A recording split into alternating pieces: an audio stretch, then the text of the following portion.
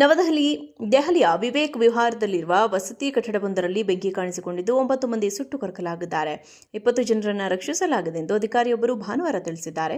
4 ಅಂತಸ್ತಿನ ಕಟ್ಟಡದಲ್ಲಿ ಬೆಂಕಿ ಕಾಣಿಸಿಕೊಂಡಿದ್ದು ಎಸಿ ಸ್ಫೋಟಗೊಂಡು ಬೆಂಕಿ ಹೊತ್ತಿಕೊಂಡಿರಬಹುದು ಎಂದು ಅಂದಾಜಿಸಿದ್ದಾರೆ. ಬೆಂಕಿಯನ್ನು ನಂದಿಸಲಾಗಿದ್ದು ಪರಿಸ್ಥಿತಿ ನಿಯಂತ್ರಣದಲ್ಲಿದೆ. ಆದರೆ ರಕ್ಷಣಾ ಕಾರ್ಯಾಚರಣೆ ಇನ್ನೂ ನಡೀತಾ ಇದೆ.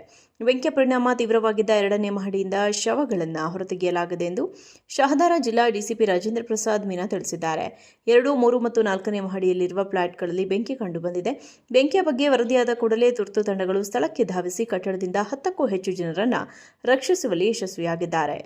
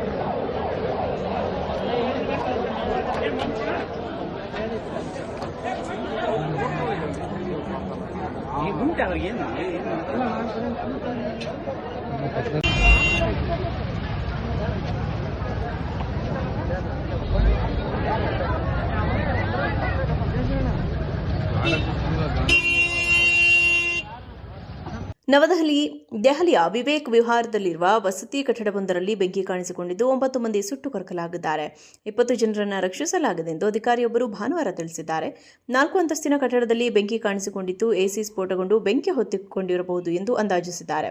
ಬೆಂಕಿಯನ್ನು ನಂದಿಸಲಾಗಿದ್ದು ಪರಿಸ್ಥಿತಿ ನಿಯಂತ್ರಣದಲ್ಲಿದೆ. ಆದರೆ ರಕ್ಷಣಾ ಕಾರ್ಯಾಚರಣೆ ಇನ್ನೂ ನಡೀತಾ ಇದೆ. ಬೆಂಕಿಯ ಪರಿಣಾಮ ತೀವ್ರವಾಗಿದ್ದ 2ನೇ ಮಹಡಿಯಿಂದ ಶವಗಳನ್ನು ಹೊರತೆಗೆಯಲಾಗಿದೆ ಎಂದು ಶಹದಾರಾ ಜಿಲ್ಲಾ ಡಿಸಿಪಿ ರಾಜೇಂದ್ರ ಪ್ರಸಾದ್ ಮೀನಾ ತಿಳಿಸಿದ್ದಾರೆ. 2, 3 ಮತ್ತು 4ನೇ ಮಹಡಿಯಲ್ಲಿರುವ ಫ್ಲಾಟ್ಗಳಲ್ಲಿ ಬೆಂಕಿ ಕಂಡುಬಂದಿದೆ. ಬೆಂಕಿಯ ಬಗ್ಗೆ ವರದಿಯಾದ ಕೂಡಲೇ ತುರ್ತು ತಂಡಗಳು ಸ್ಥಳಕ್ಕೆ ಧಾವಿಸಿ ಕಟ್ಟಡದಿಂದ 10ಕ್ಕೂ ಹೆಚ್ಚು ಜನರನ್ನು ರಕ್ಷಿಸುವಲ್ಲಿ ಯಶಸ್ವಿಯಾಗಿದ್ದಾರೆ.